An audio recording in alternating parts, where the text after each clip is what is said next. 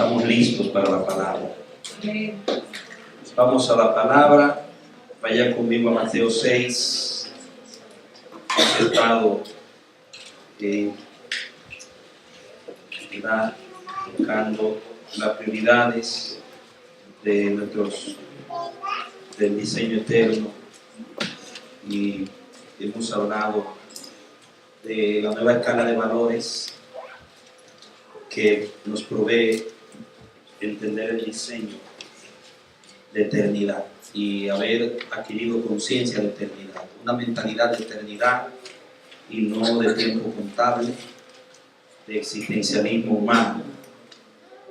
Vimos cómo para el que es consciente, maduro y ha entendido realmente que fue diseñado para lo eterno, entonces las cosas eternas adquieren un primer lugar, un lugar destacado en su vida, un lugar de innumerable valor, incalculable valor. Piensa con la mente de Dios, valora las cosas como Dios las valora y se ocupa con mayor dedicación a las cosas eternas. Nosotros enumeramos algunas de esas cosas que son eternas. Dios no es una cosa, es un ser, es lo primero que mencionamos. El primer eterno es Dios, Dios es eterno. Dijimos que la palabra de Dios es eterna. Dijimos que el tiempo de la oración es un tiempo de eternidad, porque comulgar con Dios es una comunión con el eterno. Vimos que las personas somos eternas, las almas. Y vimos que en cuanto al amor también es eterno, dice Pablo. Los dones pasarán, pero el amor permanecerá. Y Dios está ocupado primero en lo eterno. Dios quiere sumergir a su iglesia en una conciencia profunda de eternidad para que la iglesia priorice y le dé más valor a lo eterno que a lo temporal. Ese es el trabajo, la batalla del Espíritu Santo en nosotros. Eso es la ocupación esencial del Espíritu Santo en nosotros. Y eso es lo que el Padre está formando en nosotros. Porque en el vientre de María, el Padre formó el cuerpo de Jesús. Porque ya Jesús existía, Él es preexistente. Él le dijo a los religiosos: antes que Abraham fuera, yo soy. Es tremendo hablar sobre la persistencia de Cristo. Y el Espíritu Santo vino y formó el cuerpo de María, aislando la condición pecaminosa de María. La sangre de la cual el cuerpo de Cristo y la vida física de Cristo se alimentó, el cordón umbilical de Cristo no estuvo pegado a la sangre de María. Dios, escúcheme bien, de una manera, por eso es que el nacimiento de Cristo es un misterio y es un milagro.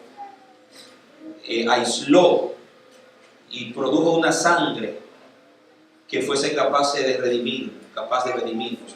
Si Cristo hubiera adquirido la sangre de María, esa sangre no pudiera redimirnos a nosotros, porque María es descendiente de Adán. Es un misterio muy profundo. Como hubo un aislamiento del Espíritu para que el ser, dice el santo ser que nacerá, fuese santo para poder redimir el Cordero de Dios. Dice sin mancha y sin contaminación era la sangre, destinado desde antes de la fundación del mundo. Entonces el cuerpo de Cristo fue engendrado físicamente en el vientre de María para Él venir y poder derramar sangre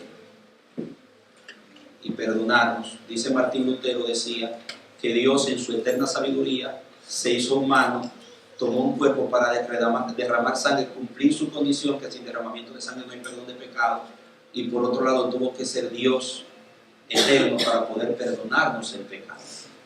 Solo Dios puede perdonar. Las dos condiciones se tomaron en la encarnación. Pero quiero destacar esto porque ahora, después que Cristo murió y resucitó, no está siendo formado el cuerpo de Cristo físicamente como lo fue formado en el vientre de María, sino que es la personalidad de Cristo la que está siendo formada en nosotros. Amén. Entonces nosotros vimos que eso está dentro del diseño eterno, del propósito eterno. Según Romanos 8 vimos esta mañana, Dios se propuso desde la eternidad un diseño, y es el diseño de la personalidad de Cristo en nuestra personalidad. Entonces, lo que el Espíritu Santo está formando en nosotros es la manifestación de la gloria de Dios, la manifestación de la persona de Dios en la tierra por medio de la iglesia.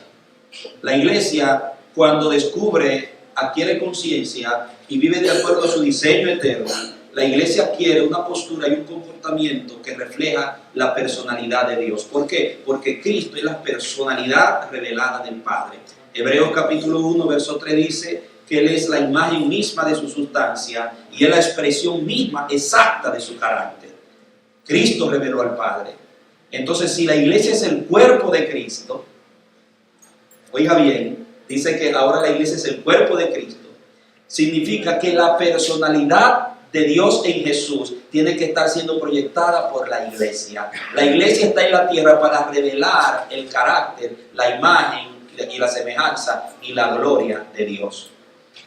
El diseño eterno, el objetivo de Dios, el propósito eterno, como dice Efesios, lo que Dios se propuso en sí mismo, en su beneplácito, fue levantar en la tierra un cuerpo que se llama la iglesia, una familia, que va a revelarlo a Él en la tierra, va a establecer su reino, mostrándolo a Él, mostrando su gloria, que significa la manifestación de su persona. Muchas veces cantamos, muchas veces oramos, y muchas veces, dame tu gloria, descienda tu gloria, Señor, muéstranos tu gloria, Señor, manifiéstanos tu gloria. Y la religión, el ritual de la iglesia, interpreta la gloria como mucha bulla, mucha música, mucho movimiento, muchos milagros. Eso es la gloria para la iglesia, mucha actividad, que la gente se sienta feliz, contento, salte, hable lenguas y dé mucho brinco, y siempre haya actividad y movimientos ambiental. Entonces, muchas veces en el tiempo del culto, en lugar de enfocarnos en la persona de Dios, nos enfocamos en hacer bajar la gloria. Y la forma cultural de la iglesia, cuyo código genético del diseño eterno, como hemos visto, la programación genética de la eternidad ha sido pervertida. Entonces esa iglesia interpreta la gloria como movimientos de masas, como manifestación de ambiente, como actos, como milagros, que aún la palabra enseña que pueden suceder milagros, sin embargo, no son la voluntad de Dios. En algunos casos hay milagros que nacen en el Espíritu de Dios, pero hay milagros que no nacen en la voluntad de Dios, que es el caso de los que le dirán al Señor, Señor, Señor, en tu nombre echamos fuera demonios, resucitamos muertos, hicimos, pero el Señor le dirá, apartado de mí, yo nunca les conocí, hacedores de maldad. O sea, yo no tuve nada que ver con eso. ¿Cómo es posible? ¿Cómo es posible? Es un misterio que se pueda hacer milagros a esa magnitud. Sin embargo, el Señor no tuvo nada que ver con eso. ¿Por qué? Porque no se hicieron en la voluntad de Dios, se hicieron en un programa de religión, en un programa humano, pero no en la voluntad de Dios. Hay milagros que son la voluntad de Dios y hay milagros que no son la voluntad de Dios. Son el producto de una presión ambiental, son el producto de una sujeción mental, son el producto de una manifestación del enemigo, del adversario, para camuflar la verdad y engañar a la gente. Pero hay milagros que son de Dios.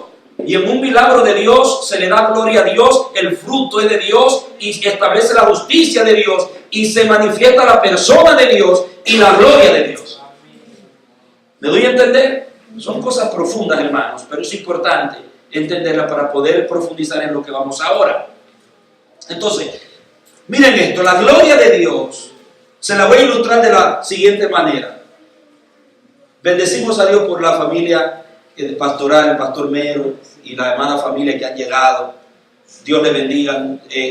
Y lo menciono porque voy a ilustrar con el pastor Mero. Por ejemplo, el pastor Mero tiene una personalidad que donde él llega hay alegría, hace chiste. Es un hombre que desde que lo conocí veo en él que siempre está alegre, siempre está dinámico, siempre está comentando lo que Dios está haciendo, sus inquietudes. Es un hombre extrovertido que manifiesta de su personalidad lo que él siente, lo que él es. Donde llega el pastor Mero se manifiesta Mero.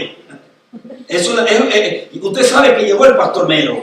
no porque Él quiere hacerse notar, esa es su personalidad. Hay otros que llegan y usted ni lo sabe porque son flemáticos, tranquilos, no hacen ruido, son así, son introvertidos, pero vemos personas como yo también que son más extrovertidos. Entonces, lo que usted ve de Nero cuando Él está, lo que se manifiesta cuando llegue, esa es su gloria. Porque eso tiene que ver con su carácter, con su personalidad. La gloria de Nero es la manifestación de Nero en su comportamiento. Si, por ejemplo, Nero es un hombre alegre que le gusta hacer chiste y ver a todo el mundo contento, puede haber un ambiente de tristeza y cuando Nero llega, todo se torna en alegría, el ambiente cambia. Esa es la gloria de Nero, porque es la proyección de su carácter, es la proyección de su personalidad. Entonces, cuando en el contexto de los judíos se hablaba de la gloria, la manifestación esencial no era solo milagros, era la manifestación de la persona de Dios.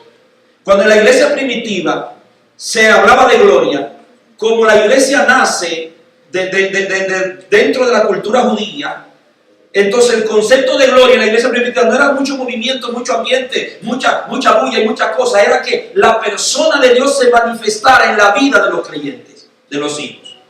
Cuando Jesús dice, así alumbre vuestra luz, para que vean vuestras buenas obras y glorifiquen ¿a quién? No a nosotros, al Padre. Es que la gloria se está manifestando en nosotros. Entonces, como no es lo mío que se está manifestando, sino lo de Dios a través de mí, la personalidad de Dios se está manifestando a través de mí y por eso es al Padre que hay que glorificar. Porque lo que está sucediendo no es de Manolo, es una transferencia que viene del cielo, viene del Padre y pasa a través de mí y se nota. Y la gente que hace, el que conoce que eso que está pasando es una obra de Dios en mí y a través de mí glorifica al Padre. Amén. No a mí, no a Manolo. Por eso en la iglesia dice que perseveraban unánimes en el partimiento del pan, en la doctrina de los apóstoles, en la comunión unos con otros y en las oraciones, y estaban juntos comiendo con alegría y sencillez de corazón, un ambiente de gloria. Había humildad, había amor, había compañerismo. No solamente había milagros, había una manifestación de la persona de Dios en la iglesia. Y dice que la iglesia permanecía alabando a Dios. Todo eso sucedía en un ambiente donde no se alababa a Pedro, no se alababa a Juan, no se alababa a Jacobo por las cosas que sucedían. Se alababa a Dios. ¿Y qué dice la palabra? Y el Señor añadía cada día a la iglesia lo que habían de ser salvos. Porque lo que se estaba adorando allí y lo que se estaba manifestando allí era la persona de Dios. Otro ejemplo. Cuando Dios le dice a Moisés, ¿verdad? Le habla a Moisés después que el pueblo pecó y tienen que continuar la jornada y esa experiencia fue traumática para Moisés. Moisés le dice a Dios, yo no me muevo si tú no vas con nosotros. Después que Dios decide, Moisés interviene, se humilla y Dios perdona al pueblo. Moisés dice, no avanzo un paso más si tú no vas con nosotros. Y Dios le dice, yo enviaré mi ángel contigo. Moisés, al escuchar que Dios envió a su ángel, Moisés le hace al Señor una petición extraña. Le dice, muéstrame tu gloria.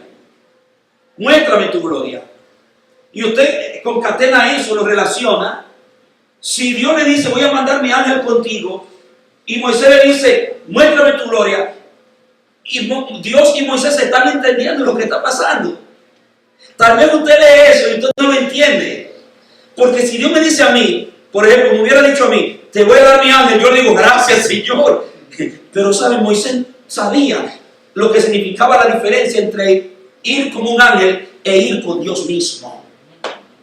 Moisés dice, yo no quiero un ángel, yo quiero que tú mismo en persona te manifiestes y vayas con nosotros. Y para yo estar seguro de que no es un ángel que me va a mandar conmigo, sino que tú mismo nos vas a conducir, muéstrame tu gloria, revélame tu persona. Quiero verte a ti. Quiero que sea que me des una revelación, una evidencia palpable de que eres tú mismo que vas a ir conmigo. ¿Y qué hace Dios? tú quieres ver mi gloria. Dios lo entendió lo que le estaba pidiendo. Moisés no le estaba pidiendo milagros. Moisés no le estaba pidiendo que desatara, que se abrieran los cielos y tronaran y se armara allí un movimiento del Espíritu donde todo el mundo hablara lengua y profetizara. No. Moisés le estaba pidiendo, yo quiero ver tu persona. Quiero ver la manifestación de tu persona. Y Dios lo entendió.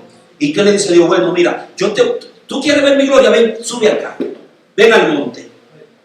y lo lleva al monte. Le dice, yo te voy a poner en una endijita y te voy a tapar con mi mano, porque no podrá ver mi rostro, porque no puede un hombre ver mi rostro y morir, y vivir. Se muere. Te voy a mostrar mis espaldas. Wow. Amén. Dios entendió lo que le estaba pidiendo el hombre. ¿Y qué hace Dios? Se lo lleva allá, lo mete en la endijita y pasa proclamando: Jehová, Jehová, Dios grande, misericordioso y clemente, Jehová lento para la ira y rápido en misericordia. Y Moisés vio algo que lo impactó para todo el resto de su vida. Amén. Y oiga lo que pasa. Cuando Moisés desciende del monte, dice que el rostro de Moisés santo. La gloria, la persona de Dios se reflejaba en el rostro de Moisés. Centelleaba literalmente, y tuvo que ponerse un encapuchado para que no lo lavaran a él, para que la gente no distraer la gente, para que la gente no se enfocara en él. Anduvo con una funda, un saco en la cabeza, hermano. Mire usted lo que era la gloria y la revelación bíblica. Era la manifestación de la persona de Dios.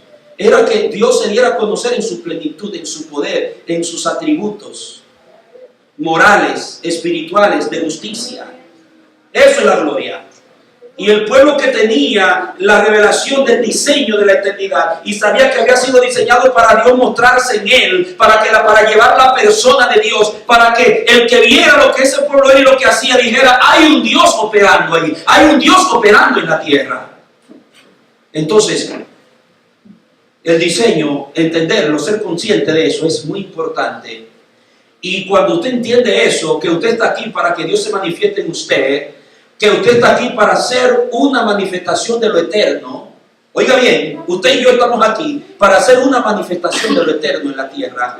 Dios quiere manifestar su eternidad en lo temporal. Dios quiere mostrar su celestialidad en lo terrenal. Dios quiere mostrar lo trascendente en lo inmanente, amados míos, a través de ustedes, a través de nosotros, a través de la iglesia. Pero ¿cómo puede Dios reflejarse si nosotros no tenemos conciencia de qué es lo más importante? De que lo eterno sobrepasa y está por encima de lo temporal. De que lo celestial vale muchísimo más que lo terrenal. De que todo lo terrenal y todo lo temporal tiene que estar sometido a lo celestial y a lo eternal en nuestras vidas.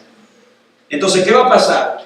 Que al cambiar nuestras prioridades y nuestra escala de valores, Dios va a cambiar nuestros hábitos. Dígalo conmigo: cuando Dios cambia mi escala de valores, Dios cambia mis hábitos. Por eso el joven rico, cuando vino a Jesús y le dijo: ¿qué haré para tener la vida eterna? El Señor tocó lo que a él le había creado su estructura de vida. Le tocó su riqueza, porque su riqueza le había dado una estructura de vida y le había dado hábitos en su vida, que si él seguía con su misma estructura de vida que le había dado su riqueza, él no podía poner el reino primero. Oiga, no era tanto la preocupación de Jesús por los pobres, cuando le dice: vende todo lo que tiene y dalo a los pobres. No era tanto la preocupación como la preocupación por qué lugar iba a tener el reino en la vida. Porque hubieron momentos cuando Jesús mismo dijo: a los pobres siempre lo tendré con vosotros. ¿Cuándo? ¿En qué ocasión? Cuando María, en medio de una reunión, irrumpe con su frasco de alabastro, de nardo puro, de gran precio, rompe la botella y se lo derrama todo al Señor, un perfume de mucho precio. Y algunos de los discípulos, incluyendo a Judas, se escandalizan. ¿Cómo no se ha priorizado mejor la necesidad de los pobres en lugar de desperdiciar esto sobre Jesús? Oiga, qué terrible ignorancia, amados míos. Y Jesús defiende a María y dice: déjenla. ¿Por qué? Porque ella ha entendido el tiempo. Ella me está ungiendo para mi sepultura. O sea que la revelación de eternidad que recibió María, de que Jesús iba a morir y había que ungirlo para su sepultura, no vino de lo temporal, vino de lo eterno. Amén. Y fíjense que su conciencia se elevó por encima de los mismos discípulos. ¿Qué mujer era María? Dios mío, que todas las mujeres de Dios lleguen a ser como María. Amén. Que sabía priorizar lo eterno sobre lo temporal. Amén. Había adquirido conciencia del diseño verdadero. Amados, ¿y qué sucede? Que al entender lo que es primero, que lo eterno es primero, nuestros hábitos van a cambiar drásticamente. Y le voy a hablar de lo que sucede cuando nuestros hábitos cambian. Vaya conmigo a Ageo capítulo 1.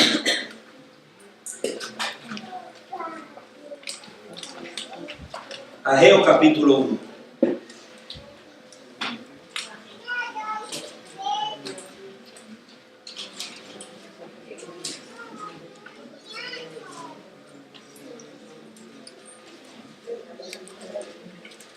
Está antes de Zacarías y después de Sofonías.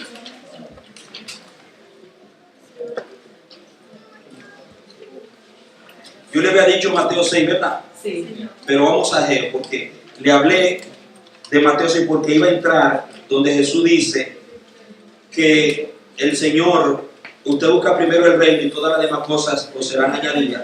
Pero me tomé ese tiempo y en lugar de meterme en Mateo, voy a ir de una vez a Ageo para ganar tiempo, porque tiene que ver con Mateo y vamos a hacer referencia a eso. Ya usted conoce el texto. Discúlpeme que lo dejé con Mateo ahí abierto y lo llevo a Ageo, pero no es que me perdí, es que estoy tratando de administrar el tiempo. Muy bien. En Ageo capítulo 1, yo quiero que leamos allí ese pasaje, ¿verdad? Voy a leer desde el verso 1. Quiero toda su atención, por favor. Dice: en el primer día del mes sexto, del segundo año del rey Darío, vino por medio del profeta Ageo la palabra del Señor para Zorobabel, hijo de Salatiel, gobernador de Judá, y para Josué, hijo de Josadá, sumo sacerdote, diciendo: así ha dicho el Señor de los ejércitos. Este pueblo dice que aún no ha llegado el tiempo. Oiga lo que decía. Esa era la mentalidad del pueblo. Ese era el concepto del pueblo. El pueblo decía, todavía no ha llegado el tiempo. Dice, en que sea reedificada la casa del Señor. Vino pues la palabra del Señor por medio del profeta Ageo diciendo: ¿acaso es tiempo de que ustedes habiten en sus casas artesonadas o enmaderadas originalmente, enmaderadas, mientras que esta casa está en ruinas? Así ha dicho el Señor de los ejércitos. Reflexionen acerca de sus caminos. Y el Señor les sigue hablando. Y en el 7, mira el 7, salte al 7. Así ha dicho el Señor de los ejércitos.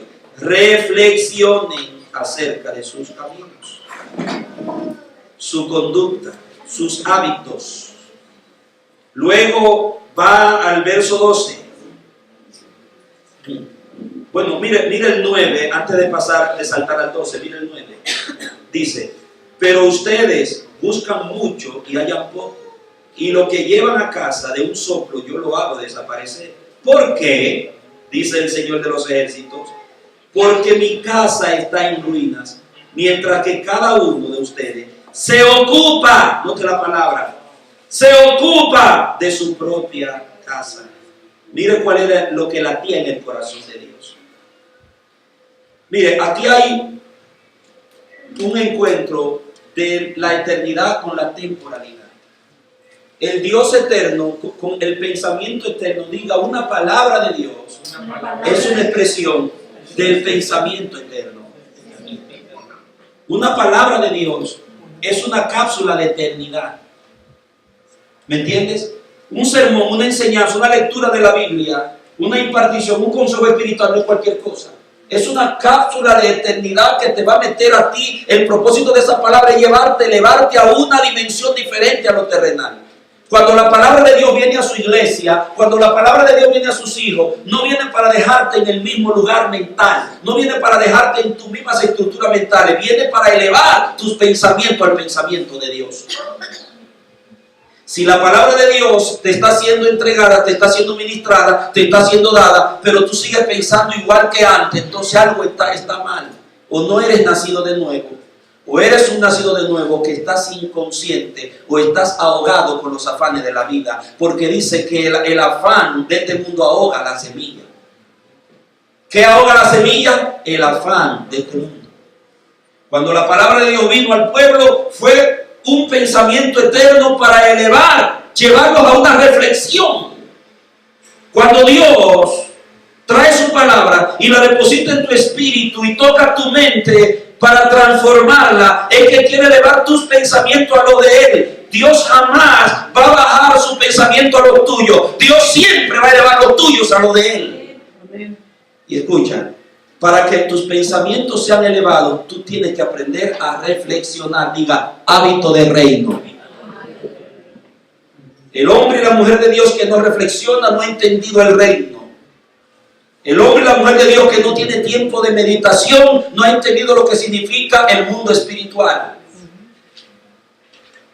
El cristiano o la cristiana que no medita, que el afán lo tiene de aquí para allá, que el mundo te tiene atrapado, que lo temporal te tiene atrapado habiendo sido diseñado para lo eterno, tú no vas a ser una persona con contenido de eternidad, ni vas a revelar a Dios en la tierra. Una iglesia envuelta de actividad en actividad, una iglesia envuelta en un activismo religioso y de hombre, una iglesia que cumple, pero no comulga, no va a ser una iglesia de reflexión ni de meditación, y la semilla va a ser ahogada por el afán.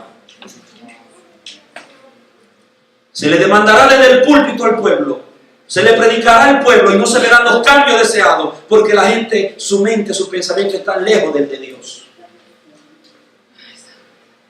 Por eso Dios, cuando envía la palabra a través del profeta, le dice reflexionen sobre su camino, eleven sus pensamientos. Y luego usted continúa leyendo, mire, porque Dios dice, ustedes están viviendo en su propio tiempo, están absorbidos por sus propias cosas, están viviendo en su temporalidad natural, cuando yo no quiero elevar a lo eternal, porque mi casa necesita ser reedificada para que lo espiritual tome el control en el pueblo, para yo poder orar y ministrar en el pueblo. Ellos habían regresado del exilio y se habían tomado años parando la obra y continuándola, parándola y continuándola. ¿Por qué? Porque miren qué fue lo que pasó con esta gente. Esta gente, Babilonia, Persia, cambiaron sus hábitos. Usted recuerda ayer cuando empecé a hablarles, ayer o esta mañana, ¿cuándo fue? Ayer empecé a hablarles y le dije cómo el contenido de eternidad que traemos en nuestro gen espiritual al nacer de nuevo puede ser estropeado, modificado y alterado por el sistema donde nos criamos, donde nos formamos. Bueno, en Babilonia, esa generación que regresó del exilio fue una generación que su identidad espiritual fue estropeada, dañada, pervertida. Ellos cayeron en el afán, en el materialismo y en la temporalidad, cayeron en lo que era la esclavitud de lo temporal. Y ya no les importaban mucho los valores eternos. Sus hábitos fueron cambiados. Ya no adoraban como antes.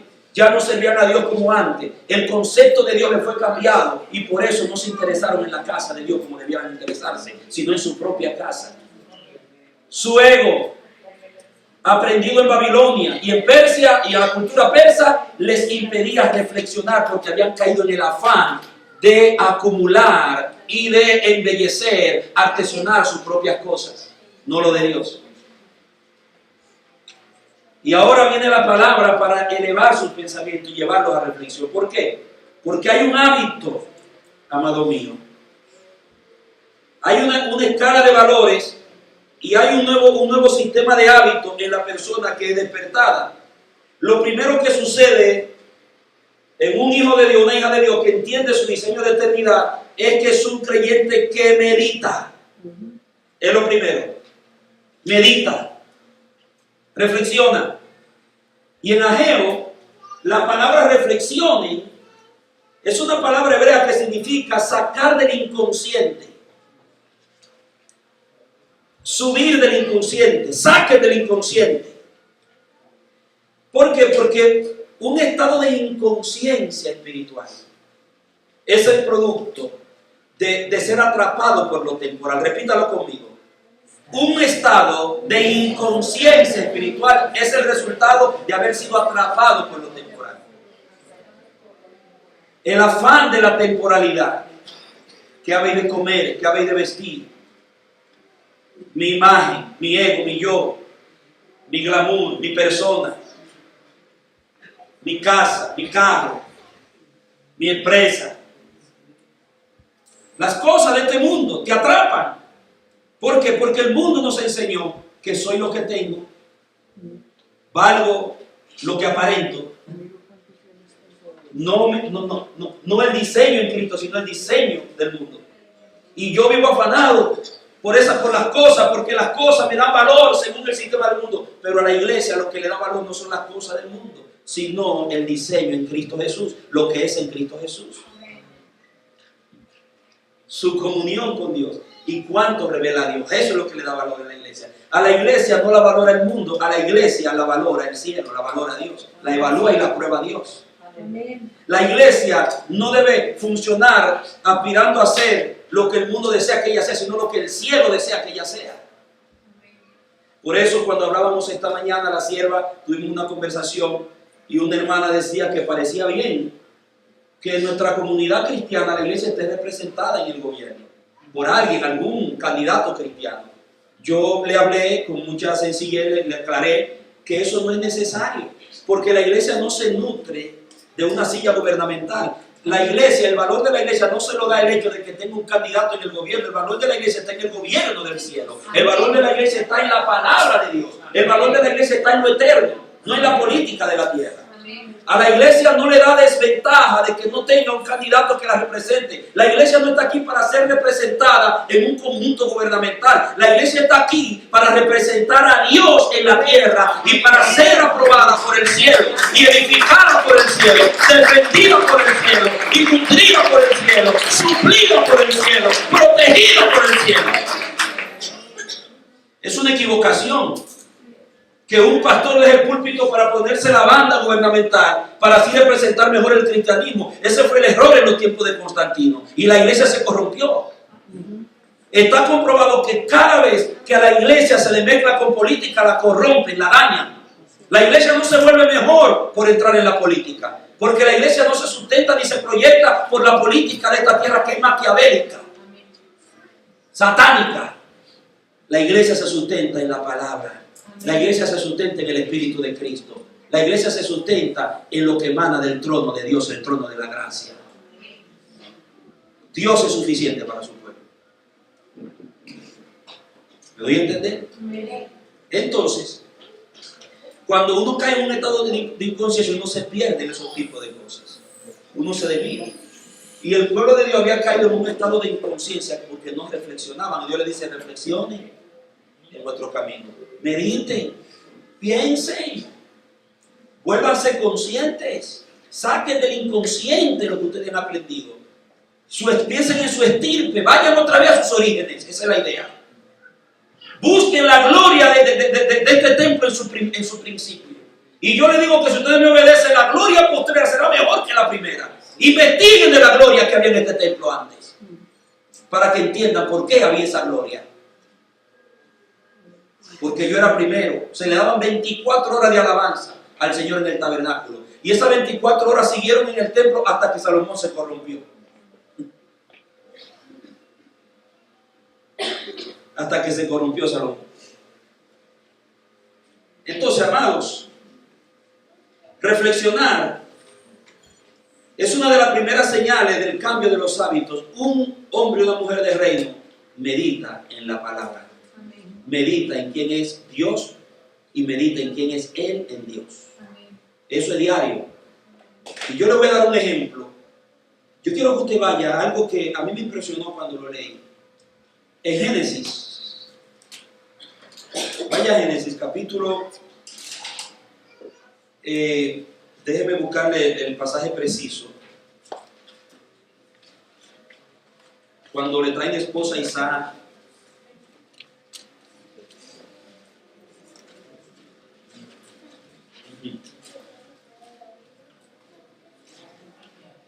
Ya se lo doy.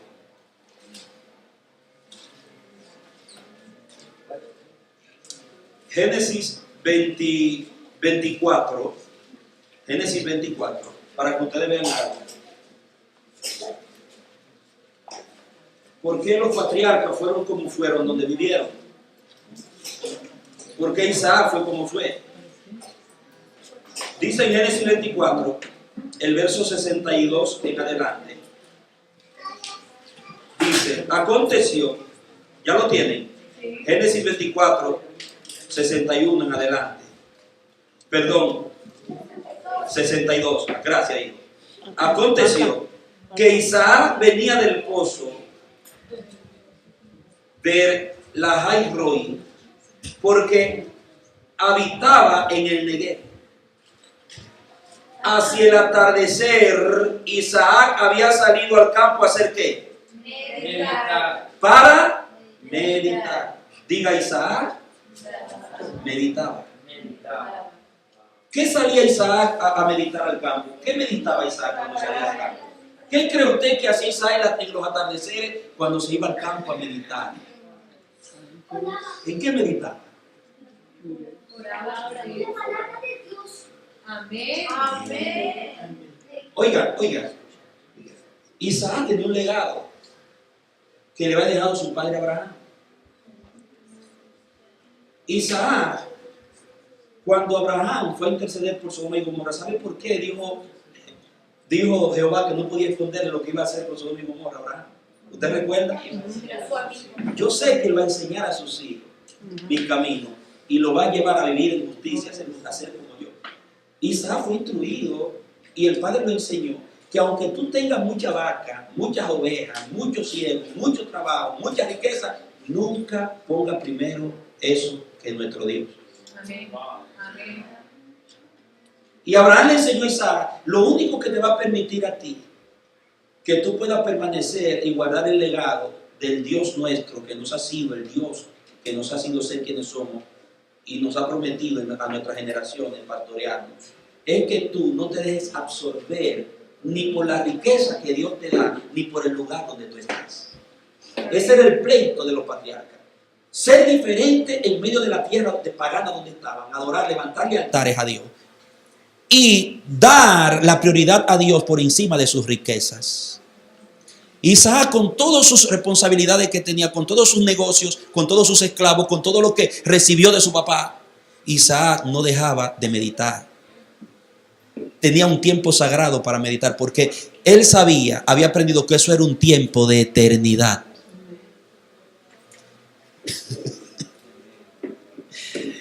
Lo que sucedía en ese tiempo de meditación, ni todas las riquezas y la herencia que tenía Isaac, ni toda su sabiduría personal, ni todos sus logros se lo podían dar. Lo que él conseguía en ese momento de meditación, esa era la mentalidad. Lo que yo encuentro en una comunión con el Eterno, porque así era que llamaban a Jehová, el Eterno, el Omnipotente. Lo que yo encuentro en esa comunión y lo que me imparte en esa relación, nada en este mundo me lo puede dar. Es permanente, es una herencia. La única herencia permanente era la relación con Dios, el temor a Dios y obedecer la palabra de Dios para él, sobre todas sus riquezas. Para Isaac, para los padres, los patriarcas, lo eterno prevalecía sobre lo temporal y lo espiritual prevalecía sobre lo natural y lo mundanal.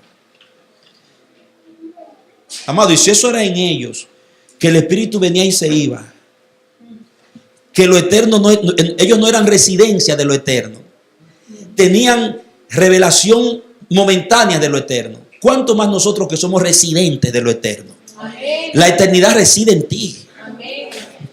Y no se va más. Pero nuestro estado de conciencia, por el sistema en el que hemos sido levantados, nos ha engañado. Pensamos que vamos a lograr más afanándonos más y meditando menos. Es todo lo contrario. Dijo un gran hombre de Dios que más hace el que ora que el que hace. Amén. Por eso en esta mañana les hablé de lo que pasó con la mujer del flujo de sangre. 12 años fueron resueltos en un instante. Amén. 12 años de lucha, de tratamiento médico y de inversión de toda su riqueza fue resuelto, fue solventado en un contacto con el Eterno, con la eternidad.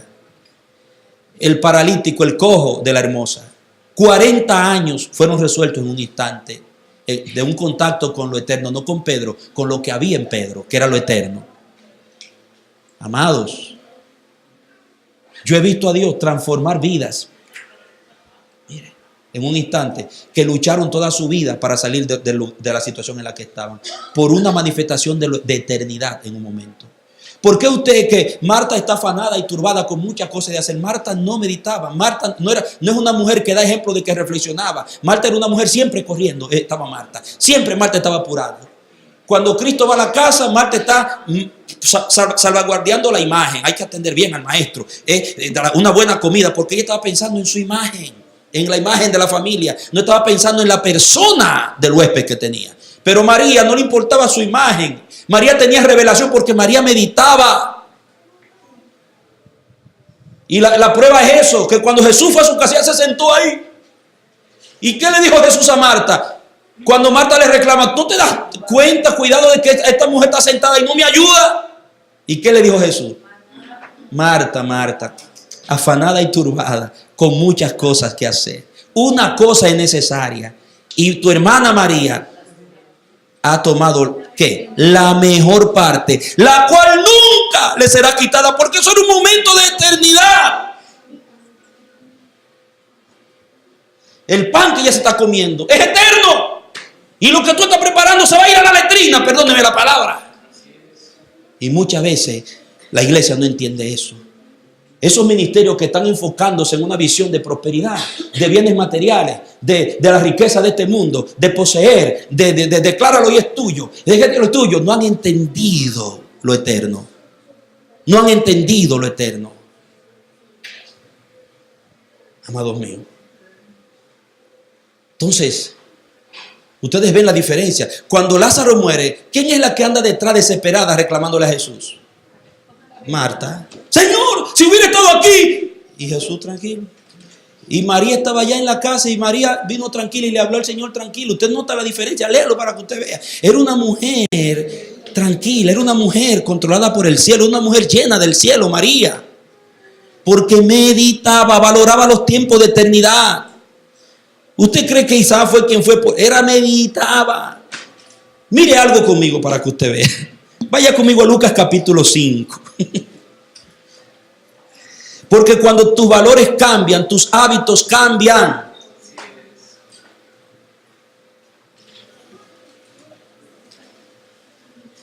Lucas capítulo 5.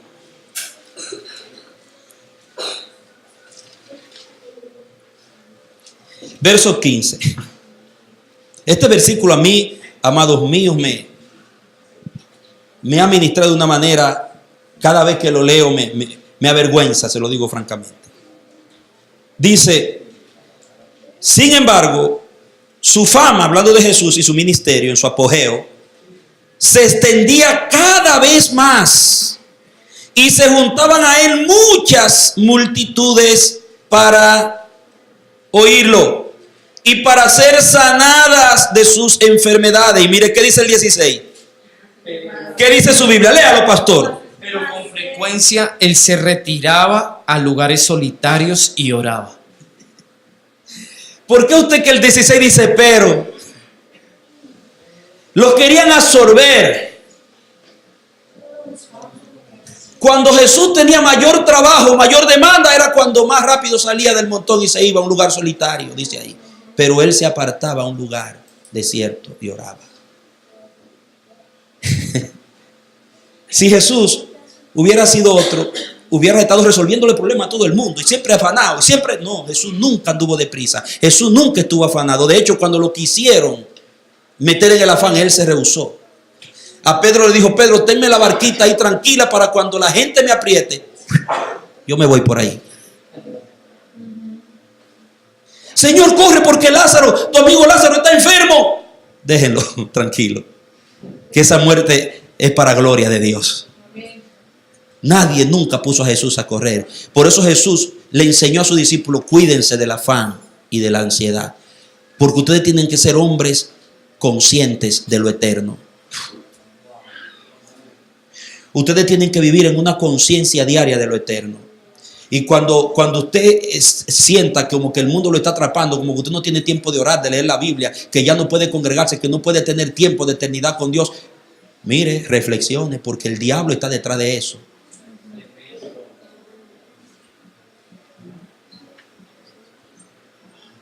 Porque el sistema del diablo está diseñado para atrapar a la gente, para mantenerlos inconscientes de lo eterno.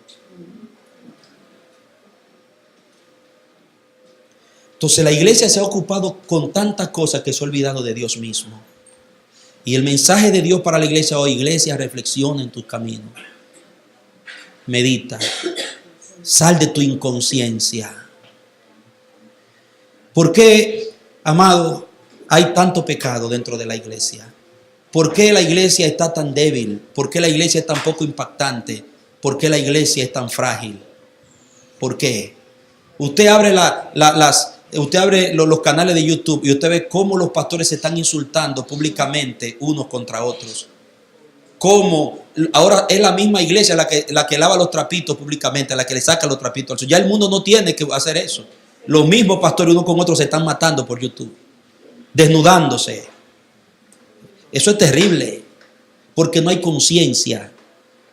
Están metidos en creencias, praxis carnales, mundanas, extrañas, porque no meditan, no reflexionan. No reflexionan. Usted escucha las enseñanzas que dan y son enseñanzas de hombre. Son enseñanzas motivacionales que no difieren en nada de los expertos motivacionales del mundo.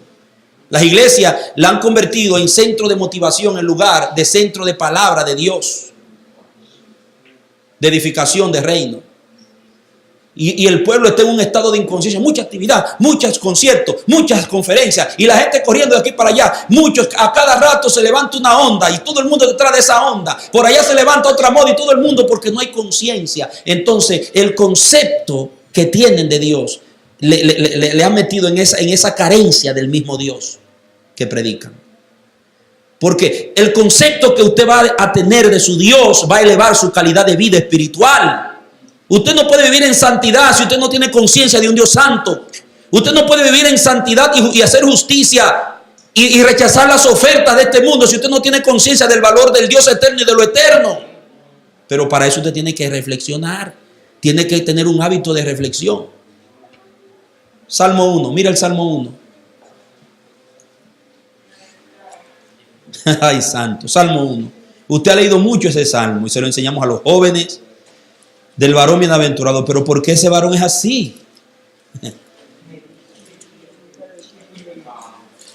Mire, el hábito que tenía ese varón, que tiene ese varón bienaventurado, es que le libra. Note bien, dice bienaventurado el varón, y ahí incluye también la varona, la mujer. Bienaventurado el varón que no anduvo en consejo de malos o de impíos, ni estuvo en camino de pecadores, ni en silla de escarnecedores se ha sentado. ¿Qué significa eso? El sistema no lo ha atrapado. Lo temporal no lo ha esclavizado.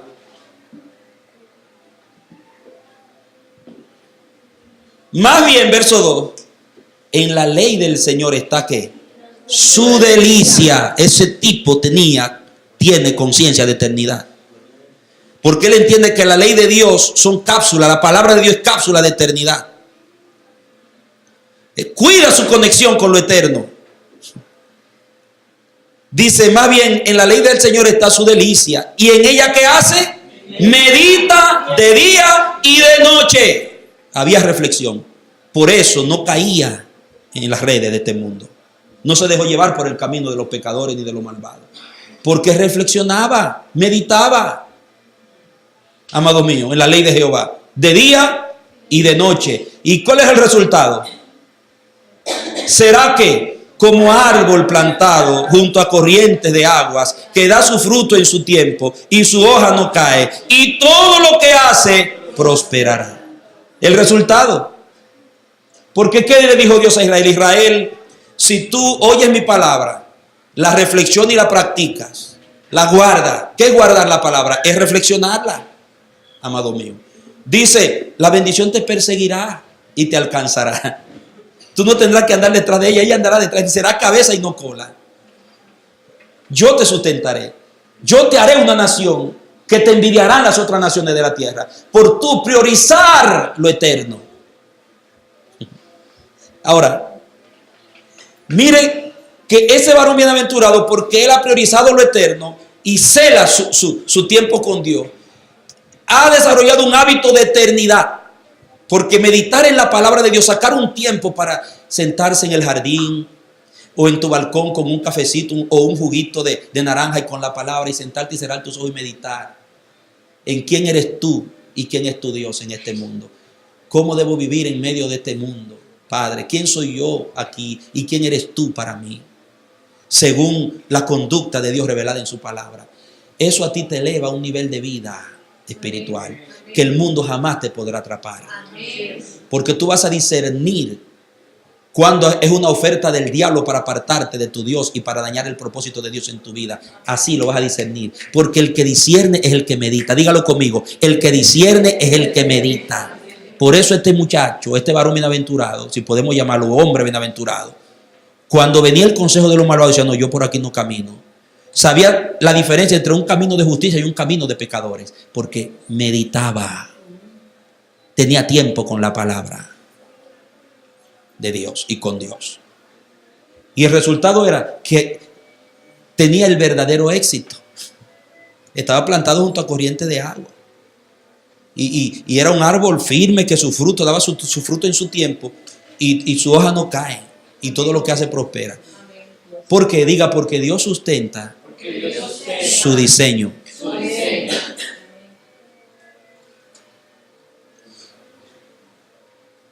Mire este ejemplo. Yo quiero que vaya a Génesis otra vez, 27. Mire esto que me ministró muchísimo y se lo quiero compartir antes de terminar en esta noche.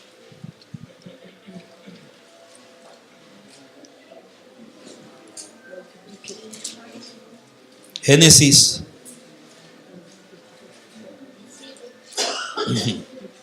27. Mire esto, mire bien, santo, mire. Dice Génesis 27. En el verso 27 dice, Génesis 27, 27. Él se acercó y lo besó. Y al percibir Isaac el olor de su ropa, lo bendijo diciendo, he aquí el olor de mi hijo. Es como el olor del campo que el Señor ha bendecido. Note bien. Ustedes saben ese olor y eso que Jacob se vistió. La mamá hizo un plan con él y lo vistió. Como Esaú, con ropa de Esaú y piel de cabrito. Dice, el olor de mi hijo como el olor del campo que el Señor ha bendecido. Dios te dé el rocío del cielo y de lo más preciado de la tierra, trigo y vino en abundancia. Dios te dé, diga Dios te dé. Dios te dé. Note bien, que es Dios el que se lo va a dar.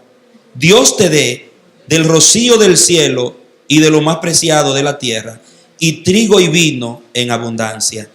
Que los pueblos te sirvan y las naciones se postren ante ti. Sé Señor de tus hermanos y póstrense ante ti los hijos de tu madre. Sean malditos los que te maldigan y benditos los que te bendigan. La idea es que los enemigos se te sometan. Note, aquí Jacob no va a tener que hacer nada según la bendición. Dios hará que tenga abundante bendición en todo y Dios mismo hará que sus enemigos se le sometan, hasta sus hermanos, los hijos de su madre. Él iba a gobernar, iba a tener una posición de supremacía sin tener que dar un golpe, como se dice, solamente por el hecho de que en el gen de Jacob, en la elección de Jacob, en el diseño de Jacob, aunque nació último, estaba un designio divino de que él iba a ser el elegido por la soberana voluntad de Dios para tener la bendición y la primogenitura, aunque el primero era Esaú. Pero note la conducta de valorar lo eterno entre Jacob y Esaú, la diferencia. Jacob era un muchacho que valoraba lo eterno y hasta hizo trampa para conseguirlo. Oiga esto, él sufrió la consecuencia de su trampa en su carrera, pero logró la bendición, y en la bendición estaba que Dios se iba a encargar de sustentar su causa, porque Dios vio en ese niño una valoración de lo eterno. La primogenitura era un diseño eterno. hermano. La bendición es diseño eterno, la bendición de Dios. Porque Jacob sabía, ya él, aún siendo un niño, un jovencito, sabía que con la primogenitura había una mayor responsabilidad. Y él dice, yo quiero esa responsabilidad. Jacob sabía que desear la primogenitura era una responsabilidad que estaba adquiriendo. Yo la quiero. Por eso al primogénito se le daba la doble porción, porque tenía doble responsabilidad. Él era el que tenía el legado de enseñar a los que venían. Y el carácter del Padre, de imprimir en los otros hermanitos el carácter del Padre, no su propio carácter, el del Padre. El Padre se lo imprimía al primogénito, oiga bien, y el primogénito se lo pasaba a los menores. Por eso cuando habla de que el Señor en el diseño eterno nos está formando a la imagen de Cristo, dice para que Él sea el primogénito entre muchos hermanos. ¿Lo ha leído? O sea, Cristo es el primero que nos transfiere la imagen del Padre a los hermanos menores. Usted y yo somos hermanos menores y Cristo es el que nos transfiere la imagen como él. Lo mismo, Jacob dice, yo quiero esa responsabilidad. Yo quiero ser el que proyecte la imagen del Padre. Yo quiero ser el que haga partícipe de lo eterno que ha depositado el eterno en mi Padre, mis hermanos. Pero a Esaú no le interesaba eso. Esaú vivía campeando, cazando aves y satisfaciendo sus apetitos, divirtiéndose en el afán, atrapado por el sistema. Entonces, oiga bien, se revela cuando viene y vende la primogenitura, que Jacob le dice, bueno, tú quieres de mi guiso, véndeme tu primogenitura. ¿Cuál fue la respuesta de Esaú? ¿Para qué quiero yo la primogenitura si me voy a morir como quiera? No valoraba lo eterno. Estaba atrapado, era un existencialista natural. ¿Y usted cree que Dios va a poner ese legado en un tipo así? Jamás en la vida. Pero Jacob era un muchacho de la casa. Jacob estaba aprendiendo de su padre y Jacob reflexionaba. Jacob meditaba. Pero Esaú no tenía tiempo para eso. Por eso no valoró lo eterno, porque estaba inconsciente. Inconsciente. Y mire el resultado. Dios se va a encargar de bendecirte. Dios se va a encargar de sustentarte. Ahora mire cuando viene Esaú, que aquí es que está la cosa. Voltee la página. Cuando Esaú viene y pide la bendición, que ya no había. Y mire lo que el padre, la bendición que le da a Jacob. Dice en el verso 38. Vamos a leer desde el 37. Isaac respondió y dijo a Esaú, porque Esaú lloró, Padre mío, no te queda más bendición. El 37, 27, 37. 27, 37, ahí mismo en el contexto. Y dice, Isaac respondió y dijo a Esaú, he aquí, yo lo he puesto por señor tuyo y le he dado como siervos a todos sus hermanos. Lo he provisto de trigo y de vino. ¿Qué pues haré por ti, hijo mío? Y Esaú en el 38 dijo a su padre, ¿no tienes más que una sola bendición, padre mío?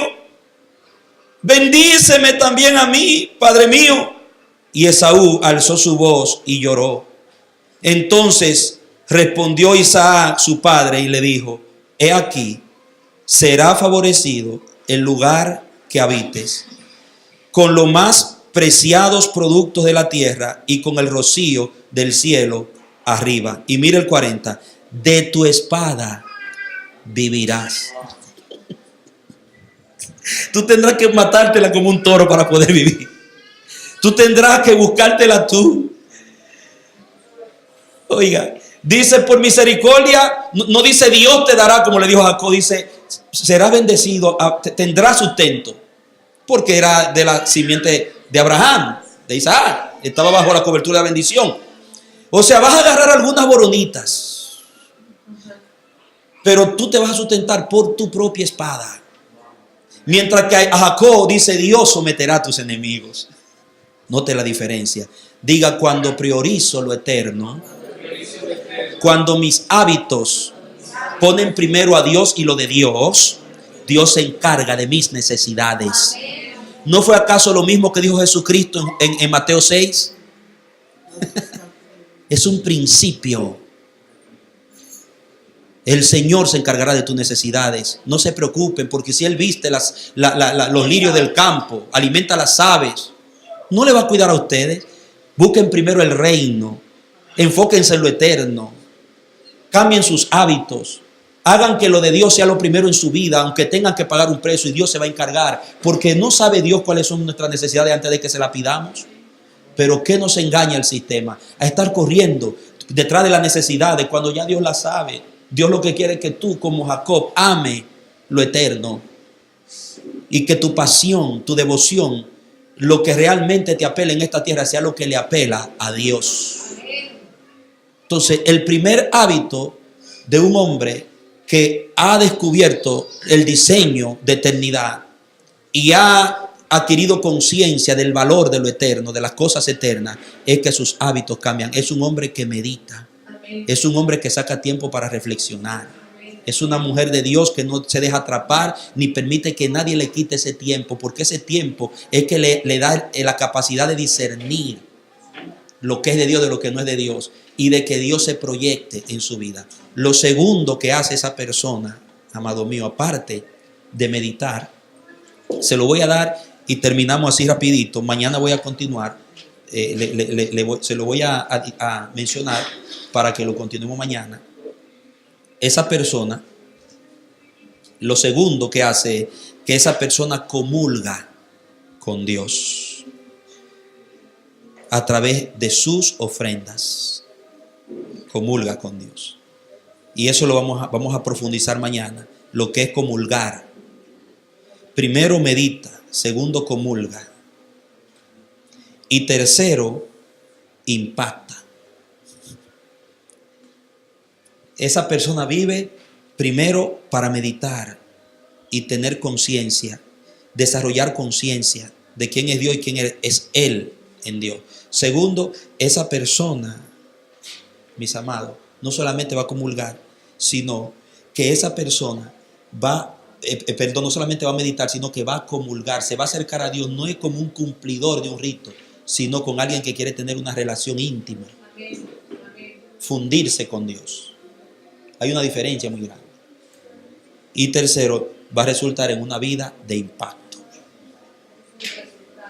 Y eso lo veremos en el poder de Dios mañana. Amén. Amén. ¿Le ha ministrado esta verdad? Amén. Entonces, si yo en mi enseñanza, si yo en mi proyección ministerial, lo que le doy a la iglesia es afán, lo que lleno es a la iglesia de activismo, y le doy a la iglesia un mensaje que lo que la hace es que la endeuda más con el mundo, la amarra más con el mundo, cuando el mensaje del evangelio del reino está orientado es a zafarte más del mundo. Bueno. Entonces, usted al recibir estas verdades, su mente tiene que ser liberada. Su mente tiene que ser liberada. Manténgase atento, hermano. Manténgase atento. El avión está aterrizando y no se extrañe que vengan interrupciones. Manténgase atento. Su mente que está atrapada por los engaños de esta tierra y los afanes de esta tierra y le ahoga la palabra, no tiene tiempo para meditar la palabra, no tiene tiempo para reflexionar. Y entonces lo que se está mostrando en su vida, sus hábitos revelan cuánta conciencia tiene de lo eterno. ¿Entiende? Cuando usted cambia un tiempo con Dios por otra ocupación ligeramente, cuando usted cambia una palabra de Dios, un tiempo de la palabra, y la palabra le aburre y le entretiene en otras cosas que no es la palabra, algo anda mal, no hay conciencia. Cuando el culto para usted es simplemente un cumplimiento, el culto es otra actividad más, es porque sus hábitos no han cambiado. Porque si lo de Dios no le atrae, si lo de Dios no lo apasiona, si lo de Dios no le es compatible, ¿qué le es compatible? ¿Qué le está apasionando? Es porque usted está lleno de otras cosas. Está lleno de otras cosas. Y Dios tiene que vaciarte para llenarte de lo eterno, vaciarte de lo temporal. Entonces, ya cuando tú adquieres esa conciencia por medio de la meditación y reflexión en la palabra, ¿sabe qué pasa? Tú comienzas a reordenar tus hábitos van a cambiar. Tú no vas a manejar tus días igual. Tú no vas a elegir un trabajo igual como lo elegías antes. Tú no vas a aceptar una oferta como la aceptabas antes. Todo tú lo vas a medir primero desde el punto de vista de tu compromiso con Dios. Tu compromiso con Dios y con lo de Dios va a definir todos tus otros compromisos. Tú vas a someter lo temporal a lo eterno, no lo eterno a lo temporal. ¿Me doy a entender?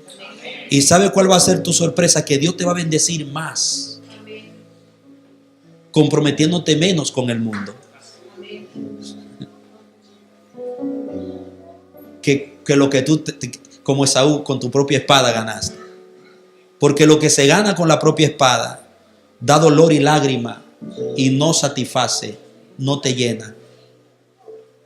Lo que se gana con la bendición de Dios satisface. La bendición de Jehová es la que enriquece y no añade tristeza con ella. Y el que deja el tiempo de eternidad con Dios por ocuparse en el afán y la ansiedad tendrá que ganarse su sustento con su propia espada. ¿Cuál fue una de las primeras maldiciones que adquirió Adán cuando pecó y se separó de Dios, que el diablo le engañó? Con el sudor de tu frente. Es una regla. Por haber puesto primero tu deseo, tu apetito, vas a sudar. Porque yo sustento solo mi diseño. Yo no sustento el diseño del diablo. Y el afán de este mundo, la estructura de este mundo, la política de este mundo, la economía de este mundo, la economía del gobierno, toda la política económica del gobierno, todo el sistema está orientado hacia hacer de ti una maquinaria de producción. Pero el sistema del cielo está orientado a que tú tengas paz, reposo. El reino de Dios es justicia, paz y gozo en el espíritu. Y eso es lo que tiene que verse en la iglesia. Eso es lo que tiene que verse en tu casa. Pero si la iglesia, cuando termine el culto, la iglesia se queda aquí en las cuatro paredes, no se va contigo a la casa. No se va contigo al trabajo la iglesia. Se queda aquí en las cuatro paredes. Se acabó el culto, un culto más, me voy a casa y allá sigo viviendo como un mundano, un afanado, como un existencial, como un temporal. Y la iglesia se queda aquí. No, la iglesia está dentro de ti. Tú eres la iglesia. Y la iglesia va donde tú vas. Cuando tú vienes a congregarte, tú no vienes, lo usamos culturalmente. Tú no vienes para la iglesia. Tú eres la iglesia. La iglesia es cuando nos congregamos. Y si vienes lleno de Dios, porque pasaste una semana o los días que pasaste dándole lo primero a lo eterno, viviendo vida de eternidad, cuando viene que comience ese culto, no hay que estar forzando para que baje la presencia, no hay que estar forzando para que los cielos se abran, no hay que estar forzando para que la persona de Dios y la gloria se manifieste. Eso se manifiesta solo porque ustedes están llenos del cielo. Y cuando eso se junta, imagínense. Bendito sea el Señor. Y cuando usted lee el libro de los Hechos y usted dice, Señor, pero ¿por qué hoy no es así? Es por esta razón. Esa gente meditaban. Esa gente se apartaban, aprendieron de Jesús que cuando más afán hay es cuando más tengo que orar, más tengo que buscar de Dios. Cuando más demandas hay. Martín Lutero decía, tengo tanto que hacer hoy que me voy a pasar las primeras 3 horas en oración.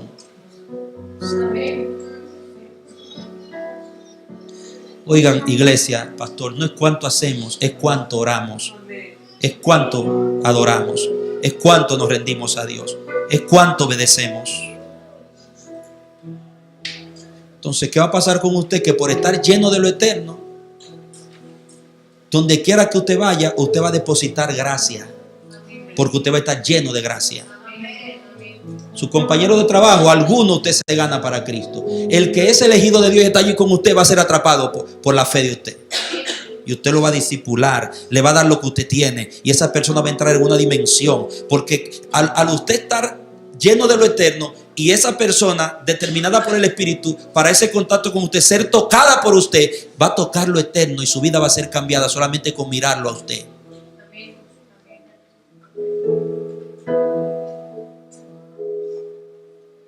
Una vez una persona me dijo a mí, yo no sé lo que usted tiene, pero cuando yo lo miro a usted, se me entra una paz, se me entra una cosa extraña.